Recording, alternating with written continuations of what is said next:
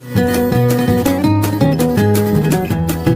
Students, आज अपन इस video में करेंगे आपकी प्रोबेबिलिटी चैप्टर का क्वेश्चन नंबर 15, जिसके अंदर अपने को कार्ड से रिलेटेड क्वेश्चन दिया हुआ है। लेकिन इस क्वेश्चन में ध्यान देने वाली बात यह है कि पीछे जैसे आपने क्वेश्चन नंबर 14 किया था, वहां पर टोटल कार्ड्स 52 हमें गिवन नहीं थे, लेकिन अपने होते 52 कार्ड्स हैं। इस बार हमें क्वेश्चन के अकॉर्डिंग चलना पड़ेगा, जिसके अंदर स्पेशली मेंशन किया है कि आपके 52 कार्ड्स नहीं है, ओनली 5 कार्ड्स हैं। तो एक बार ये लिख लेते हैं इसमें कि आंसर नंबर 15 में टोटल कार्ड्स देखो, एक्चुअली में टोटल कार्ड 52 होते हैं, लेकिन क्वेश्चन के मुताबिक अगर क्वेश्चन में डाटा गिवन होता है तो उसके हिसाब से अपने को वही लिखने होते हैं। तो यहां मैं लिख रहा हूं 5। इन 5 में कौन कौन है? एक तो आपका 10 है। कौन है? 10। दूसरा आपका कौन है? दूसरा आपका जैक है, यानी जे लिख लिया। फिर कौन है? फिर आपकी क्वीन है, यानी क्यू लिख लेंगे।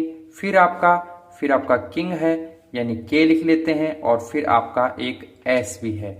तो इस तरीके से आप काउंट करोगे तो 5 कार्ड्स हैं, 10 जे क्यू के ए। ओके, तो यहां पर सबके सब जो हैं ये 5 कार्ड्स ही हैं, हमें यही मानकर चलना होगा। अब इसके अंदर अपने को पूछा क्या है, वो फर्स्ट पार्ट देखिए कि what is the probability that the card is queen. Queen की प्रोबेबिलिटी बतानी है, तो आप देख सकते हो इसमें क्वीन कितने टाइम है? ओनली 1 टाइम है। तो यहां पर लिख लेते हैं कि नंबर ऑफ क्वीन यानी कि 1 है। ओके, तो अब क्या करेंगे, इसकी प्रोबेबिलिटी निकालेंगे P, और फिर यहां लिख लिया नंबर ऑफ क्वीन, यानी कि नंबर ऑफ क्वीन, इसका ऊपर जो वेरिएबल रहे वो आएगा, अपॉन में टोटल है आपका वो आ जाएगा, टोटल कार्ड्स। तो यहां नंबर ऑफ क्वीन कितनी है? नंबर ऑफ क्वीन 1 है, तो ये 1 लिख लिया। टोटल आपका 5 कार्ड्स है, ये 5 लिख लिया, यानी 1 अपॉन में 5 अपना आंसर होगा।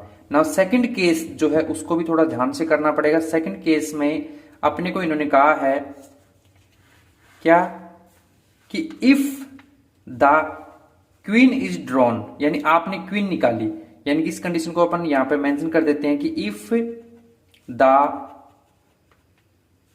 क्वीन इज ड्रॉन, यानी क्वीन आपने निकाल ली, एंड पुट असाइड, लेकिन जो क्वीन आपने फर्स्ट कंडीशन में निकाल ली उसको असाइड कर दो, यानी एक तरफ रख दो।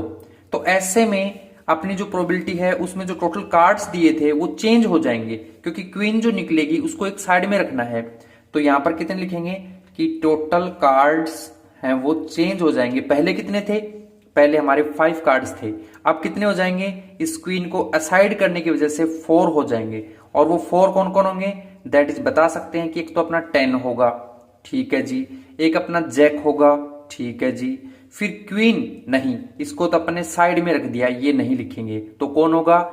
किंग होगा, और आपका एस जो है डायमंड का वो भी होगा। ओके, तो इस तरीके से इस बार अपने टोटल कार्ड सेकंड केस में सिर्फ 4 ही बचेंगे, जो कि मैंने यहां मेंशन किए हैं। अब सेकंड केस में प्रोबेबिलिटी किसकी पूछ रहा है वो देखिए।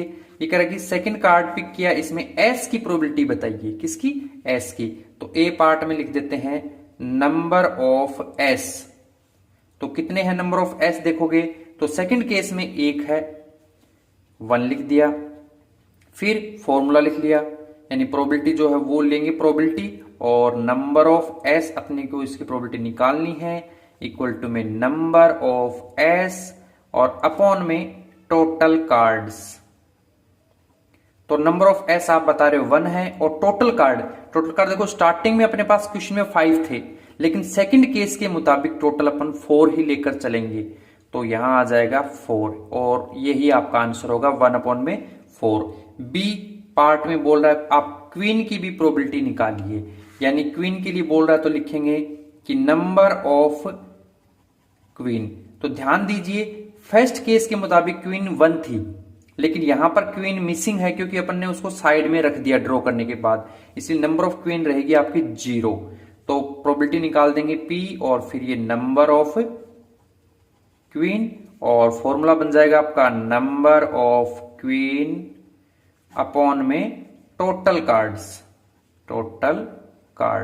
तो नंबर ऑफ क्वीन आपकी 0, और सेकंड केस के अकॉर्डिंग टोटल अपना 4 है वो आ जाएगा। तो 0.4 यानी कि 0 इसकी प्रोबेबिलिटी आएगी। आई होप क्वेश्चन नंबर 15 आपको अच्छे से समझ में आया होगा।